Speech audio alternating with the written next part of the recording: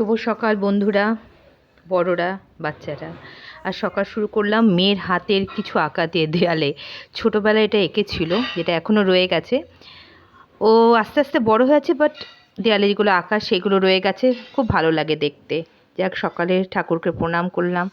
সব ঠাকুরকে প্রণাম করে বড়দের আশীর্বাদ, ছোটদের ভালোবাসা নিয়ে শুরু করলাম আজকের ভিডিও।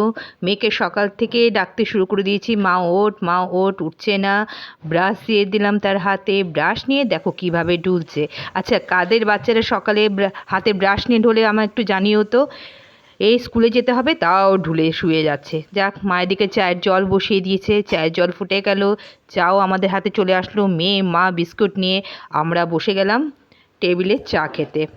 ঠিক আছে, এরপর আমার মেয়ে আজ বায়না, মা ইয়াপ্পি দেবে আমায় টিফিনে। যেহেতু এই কয়েকদিন এক্সাম ছিল, ওকে আর টিফিন সেমন নিতে হয়নি। আজকে ফুল স্কুল, তাই টিফিন নেবে ইয়াপ্পি। দুটো ইয়াপ্পি নিয়ে তৈরি হয়ে গেলাম, কিছু করার নেই। কাল রাতে একটু বকা দিয়েছিলাম, তাই ওর কথা রাখতে হলো। পেঁয়াজ কুচি, গাজর কুচি, সামান্য একটু টমেটো রেডি করে নিলাম। টমেটোর জায়গায় সস দিলেও চলে, যেহেতু আমার মেয়ে সস খেতে পছন্দ করে না, তাই একটু টমেটো দেওয়াটাই পছন্দ। আর একটু দেওয়া যায়, বিনস টিনসও দেওয়া যায়, যেগুলো ছিল না বলে দেওয়া হয়নি। তাড়াতাড়ি কড়াই বসিয়ে দিলাম, তাতে একটু তেল দিয়ে দিলাম। তেলটা গরম হয়ে গেল, বেশি অপেক্ষা করলাম না, সব সবজি একসাথেই ছেড়ে দিলাম। কারণ এরপরে মেয়েকে তৈরি করাতে হবে, তার চুল বাঁধতে হবে, তাকে দিয়ে আসতে হবে। একটা জিনিস নিয়ে পড়ে থাকলে তো হবে না।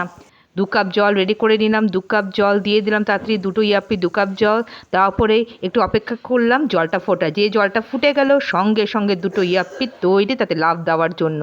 ব্যাস, দুজনে একদম রেডি হয়ে আছে, রেডি সেডি গো।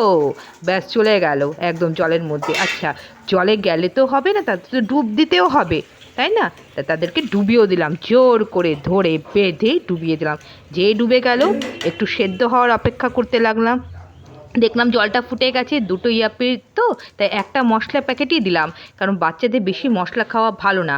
এদিকে মা একটা কড়াই বসিয়ে দিয়েছে, জানি না কী করবে। যাই হোক, এদিকে আমার ইয়াপ্পি রেডি, মেয়ের বই টই নিয়ে রেডি সব গোছানোর জন্য। স্নান করে বেরিয়ে এসছে সে, বইগুলো এক জায়গায় করছে। আজকাল বাচ্চাদের প্রচুর বই নিয়ে যেতে হয় স্কুলে, দেখো ব্যাগটা কত ভারী হয়ে যায়। আমিও তাকে একটু হেল্প করে দিলাম।